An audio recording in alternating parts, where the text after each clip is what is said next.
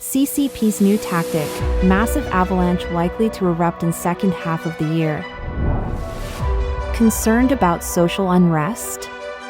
CCP expands monitoring of low-income population. Cuba offers visa-free entry for Chinese citizens, opening a new route for a run to America? EU, ready to use all trade tools to counter CCP. Russian court sentences Falun Gong practitioner to 2 months in prison, White House concerned. It's all covered in today's China Truths. CCP's new tactic, massive avalanche likely to erupt in second half of the year. Lately, there have been numerous troubling signs coming out of China on all fronts. The economic collapse has already spread to the banking industry. Self-media personality Zhai Shenying commented in a live broadcast that the Chinese Communist Party might only last another 2 to 3 years, predicting a significant crisis by the latter half of this year. The collapse of the real estate bubble is starting to hit banks hard. As major Chinese banks begin to unveil their 2023 financial reports, self-media personality Ma Jianbo has highlighted alarming non-performing loan figures, particularly among smaller listed banks. For example, Guizhou Bank has reported 5.568 billion yuan, about $784.4 million in bad loans, with 3.046 billion yuan, about $429 million stemming from real estate, leading to a staggering non-performing loan rate of 40.39% in the sector. This means for every million yuan loan to real estate, 400,000 yuan, about $56,350 is unlikely to be recovered. These are corporate loans to real estate firms. On the consumer side, the main concern is personal home mortgages, which could be an even bigger issue. Ma Jianbo noted that the number of foreclosed homes across the country is rising rapidly, with Chongqing having the highest at 12,431 units in 2023, each representing a bank's non-performing loan. Moreover, these non-performing loans have a domino effect, spreading like wildfire. Ma Jianbo emphasizes that keeping home prices stable is crucial to prevent buyers from defaulting and to avoid wider financial instability. The recent Politburo meeting highlighted the importance of completing projects and reducing surplus inventory, suggesting that the real estate sector's risks shouldn't spill over into the broader financial system. The final results, however, are yet to be seen. In essence, maintaining a functional real estate market is key to averting a banking crisis. Yet, the CCP has recently introduced policies that seem to contradict this approach. On April 30th, the Ministry of Natural Resources issued a directive to halt new land releases for commercial housing in cities where inventory exceeds 36 months, essentially stopping some local governments from selling land to maintain their finances. During a live session, Zhai Shenying pointed out that in 41 of 100 typical Chinese cities, properties remain unsold 3 years after obtaining pre-sale permits, indicating that nearly half the cities cannot sustain themselves by selling land. This led Chengdu and Beijing to remove housing purchase restrictions immediately following the announcement. Zhai Shenying warned that this policy could lead to a severe crisis, with local governments unable to generate revenue from land sales, potentially forcing them to dump properties at rock-bottom prices, which could lead to a real estate crash. He predicts a 90% chance of a major financial and housing market collapse in the second half of the year, which might force the CCP to resort to drastic measures like printing money or engaging in warfare to prolong its rule, actions that would likely accelerate its downfall and lead to significant social unrest. Zhai Shenying previously stated that the CCP's end is near, giving it 2 to 3 years at most. He mentioned that multiple critical issues are poised to explode, including tensions in the South China Sea, the Russo-Ukrainian War, the Taiwan Strait, and disputes with India and Japan, along with economic pressures like the renminbi's value, local government finances, unfinished real estate projects, stability in Hong Kong, employment challenges, banking failures, and stock market troubles. Each of these issues is a powder keg, all interconnected and unsolvable, with any single explosion likely to set off a chain reaction with no possibility of recovery. Concerned about social unrest? CCP expands monitoring of low-income population. China is currently grappling with an economic downturn, leading to a rise in the number of low-income individuals. In response, the Chinese Communist Party has increased surveillance on this demographic to bolster social stability. Official CCP media outlets reported on May 5 that the Ministry of Civil Affairs issued a directive requiring local governments to identify families on the brink of minimum living standards and those facing severe financial constraints. This directive builds on existing efforts to identify those eligible for minimum living security and the extremely poor. The CCP has also mandated local governments to expand their monitoring of low-income populations with a focus on risk prevention. This includes incorporating additional low-income individuals who are identified by local governments as potentially at risk into a dynamic monitoring platform aiming to enhance tiered management and ongoing surveillance. Mr. Lai Rongwei, CEO of the Taiwan Motivation Association, observed that this latest move suggests a severe situation at the grassroots level in China. They seem concerned that hunger could lead to social unrest, dissatisfaction, and even coordination, prompting them to urge local party organizations to step up. Additionally, the CCP claims that it's vital to widely disseminate information about the dynamic monitoring of low-income groups to effectively prevent risks and alleviate hardship, and to instill CCP ideology, encouraging able-bodied low-income individuals to become self-reliant and escape poverty through employment. Mr. Lai Rongwei remarked that current CCP policies echo those from before the 1980s, aiming to maintain tight control over individuals. This includes monitoring every aspect of a person's life, from daily activities to basic needs, all under the watchful eye of the party. However, the CCP has not clearly defined what constitutes the income level for the so-called low-income population.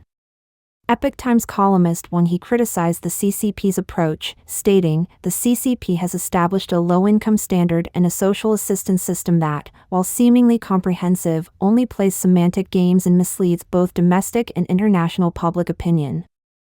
This obfuscates the real magnitude of the vast low-income population in China. In October of the previous year, the Ministry of Civil Affairs claimed that their national low-income population monitoring platform had gathered basic data on more than 66 million individuals, roughly 4.7% of the national population. These figures include nearly 40 million recipients of minimum living security, over 4.6 million extremely impoverished individuals, and over 6 million members of families barely above the minimum living standard. Mr. Wang He pointed out, the actual base number of low-income individuals in China is substantial.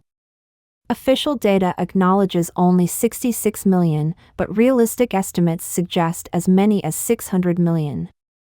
A comparison with international poverty standards shows that the CCP significantly understates the issue. Furthermore, experts consistently highlight corruption within the CCP's minimum living security system. According to Lai Rongwei, China's inability to address grassroots social issues stems from fundamentally flawed data. Policies intended to assist low-income households often fail because civil servants are more concerned with appeasing their superiors than addressing the needs of the peasants, leaving them unable to tackle grassroots social issues. A statement from the late Chinese Premier Li Keqiang, claiming that 600 million Chinese people live on just 1,000 yuan, about $114.18 a month, has been seen as a stark revelation of the actual situation in China, challenging the so-called Chinese dream. Mr. Wang He concluded, the CCP claims it has 66 million low-income individuals, but this is a drastic understatement. As a result, the widespread poverty and large low-income population in China remain virtually invisible to the CCP.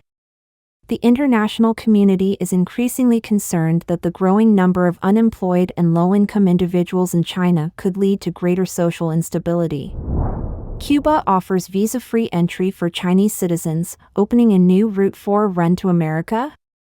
On May 4, Cuba declared that it would allow visa-free entry for Chinese citizens. Furthermore, the Cuban tourism minister also revealed that direct flights between China and Cuba would resume on May 17. The news, which rapidly caught the attention of the Chinese online community following reports by mainland media.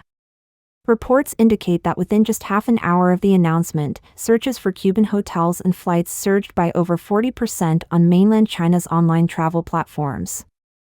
This spike in interest was especially pronounced among residents of Beijing, Shanghai, Guangdong, Zhejiang, Jiangsu, Tianjin, Shandong, and Fujian. The visa-free news also quickly became a hot topic on Weibo. Many netizens commented that this new policy provides a novel route for Chinese individuals seeking to surreptitiously enter the United States, offering a notable shortcut.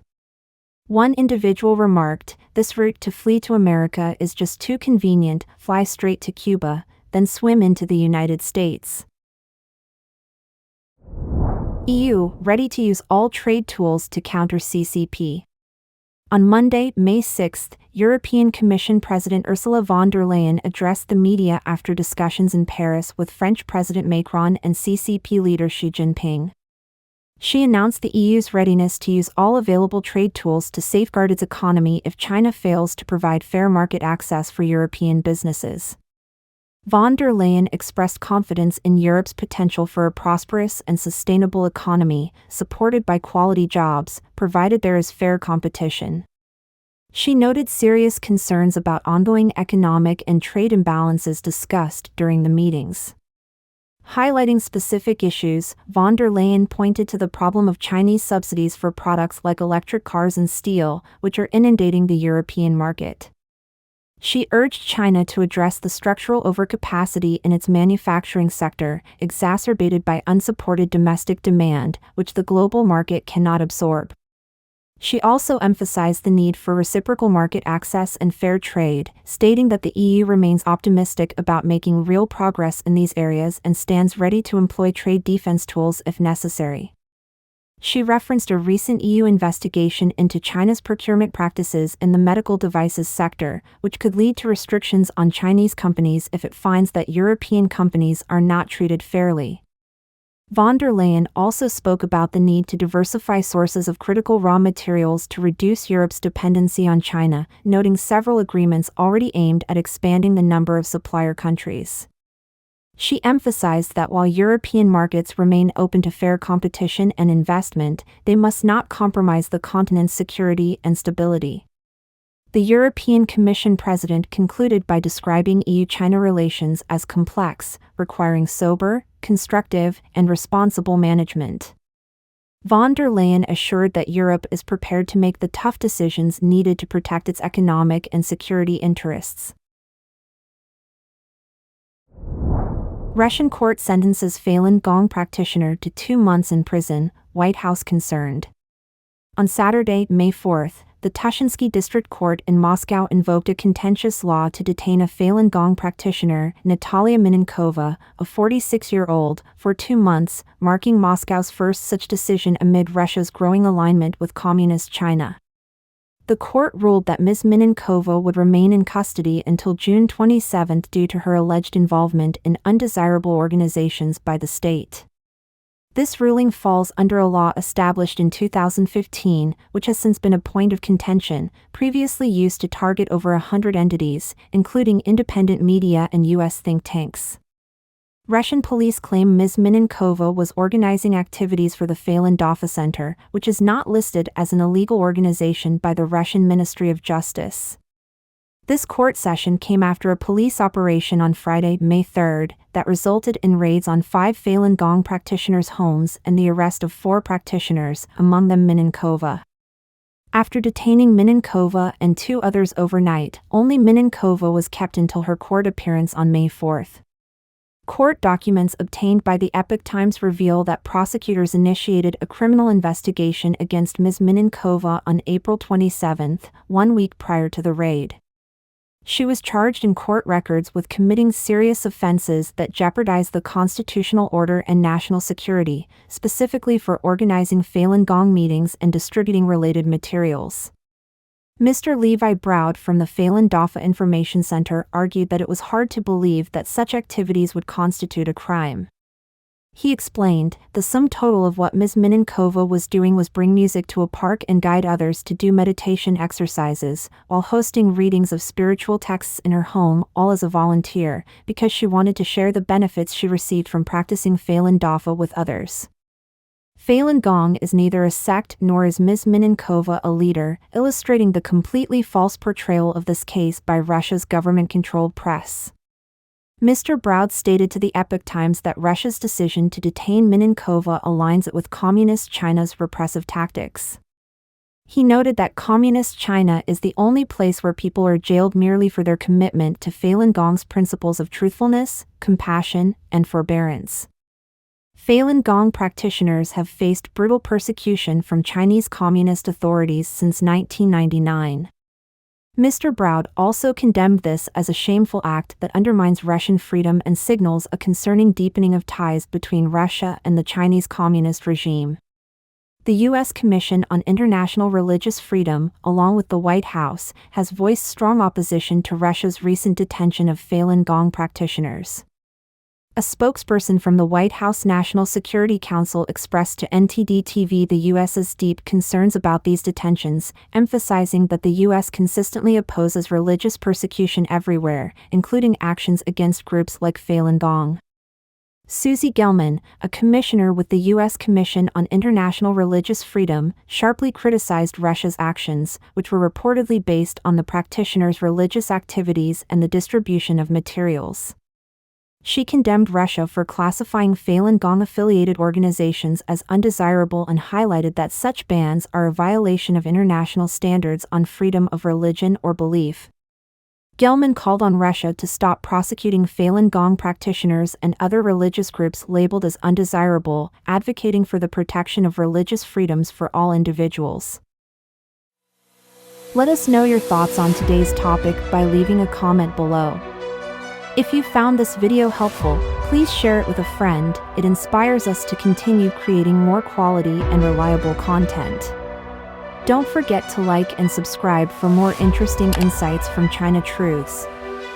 Thanks for tuning in.